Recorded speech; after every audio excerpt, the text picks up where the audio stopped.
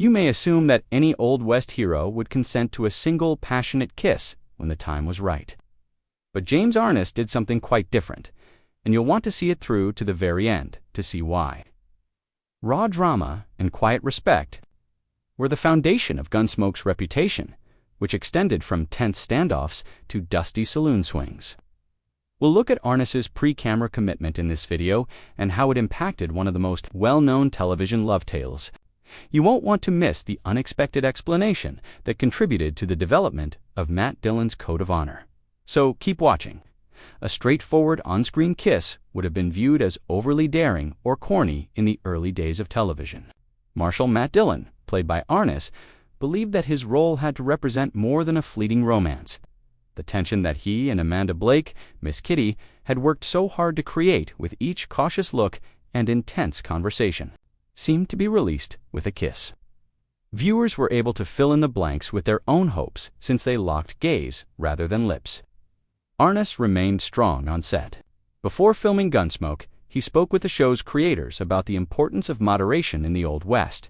A gentleman in that era would lend a hand or tip his head, which were subtle gestures that conveyed more than a kiss. Matt Dillon's hat tilt was more significant than his pursed lips, and Arness knew it. In addition to being excited, he wanted his audience to feel valued. Every near-kiss moment in the show's 20-year run developed into a unique type of drama, as Dillon and Kitty exchanged stories at the bar or looked into each other's eyes across a busy street. The audience held their breath. More tension was generated by those quiet seconds than by full episodes of many shows. Week after week, onlookers awaited the revelation of the following silent glance. Arness and Blake were good friends off camera, who respected each other's skills. They shared a meal, laughed between takes, and helped each other out when they were in front of the studio lights for extended periods of time. Amanda Blake stated in interviews that she respected and understood Arness' decision. Because their relationship was based on mutual respect and trust rather than a kiss, she believed it to be stronger. Fans begged Arness in letters to give them a single kiss, but he refused. Every letter served as a reminder to him that genuine emotion was more valuable than flimsy techniques. In one radio interview, he claimed that the show felt more authentic because he was holding back. He thought, "I care about you," but he never touched his lips to his lips.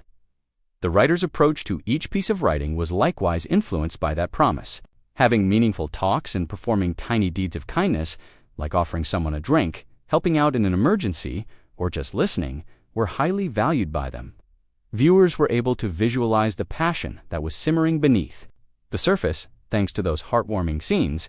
In a way, the story was deeper and more intimate because there was no kiss. The story of the never-kissed pair had taken on a life of its own by the end of Gunsmoke's last season. In books, fan events, and even documentaries, the decision was emphasized as a hallmark of vintage television. Arness never felt pressured to violate his agreement with the show or with himself, and that choice is still a great illustration of how tact and deference may triumph over overt expressions of love. That's James Arness's straightforward defense of never kissing. Miss Kitty. He made the conscious decision to uphold the ideal of decency and respect that characterized his personality and the essence of the Old West. Not out of embarrassment or fear. Please click the like button, share your favorite Gunsmoke moment in the comment section, and subscribe to receive weekly updates if you liked this behind-the-scenes peek and would want to see more tales like this. We appreciate you staying with us all the way through.